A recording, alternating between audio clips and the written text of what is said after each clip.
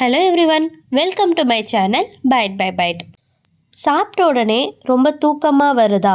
இது எப்பயாச்சும் இருந்தால் ஓகே, ஆனால் டெய்லியுமே அந்த மாதிரி இருக்குன்னா அப்போ நம்மக்கிட்ட ஏதோ ஒரு பிரச்சனை இருக்குதுன்னு அர்த்தம். அது என்னென்னு பார்க்கலாமா?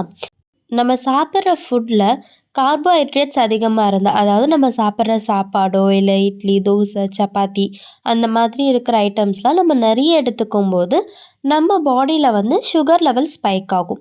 ஸோ அதை கண்ட்ரோல் பண்ணுறதுக்கு பாடி வந்து இன்சுலின் ரிலீசஸ் பண்ணும். ஸோ அந்த இன்சுலின் லெவல் ஹையாக ஆகும்போது நம்ம பாடி வந்து ரொம்ப டயர்டாக ஃபீல் ஆகும். அதனாலேயே நம்மளுக்கு வந்து ரொம்ப ஸ்லீப்பியாக இருக்கும். அண்ட் அதே மாதிரி ப்ரோட்டீன் நம்மளோட மீலில் அதிகமாக இல்லை அப்படின்னா, அதாவது நம்ம நிறைய கார்ப்ஸ் தான் எடுக்கிறோம், ப்ரோட்டீன் வந்து ரொம்ப கம்மியாக இருக்குது. ப்ரோட்டீன்னா நம்ம எடுத்துக்கிற பருப்பு வகையாக இருக்கட்டும், இல்லை முட்டை, சிக்கன் அந்த மாதிரி எடுத்துக்கிறோம் இல்லையா? அது எல்லாமே நம்ம வந்து ரொம்ப கம்மியாக எடுத்துக்கிறோம் அப்படின்னும் போது எனர்ஜி லெவல் ரொம்ப கம்மியாக இருக்கும். ஸோ தட் நம்மளுக்கு ரொம்ப ட்ராசினஸாகவும் ஃபெட்டிகும் வந்து இருக்கும் நம்ம பாடி. அண்ட் நெக்ஸ்ட் திங், நம்ம ஓவர் ஈட்டிங் பண்ணுறோம் அப்படின்னா, ரொம்ப ஸ்பீடாக சாப்பிட்றதோ இல்லைன்னா வந்து நிறைய சாப்பிட்டாலுமே நம்மளுக்கு வந்து ரொம்ப டயர்டாக ஆகும். அண்ட் நம்மளோட பிரெயினுமே வந்து நம்மளுக்கு டைஜஷன் வந்து ரொம்ப ஓவர்லோட் ஆகுறதுனால பிளட் ஃப்ளோ கம்மியாகி அந்த நம்மளுக்கு பிரெயினுக்கு ப்ராப்பரான பிளட் ஃப்ளோ இல்லாத போது நம்மளுக்கு டயர்டாக ஆகும்.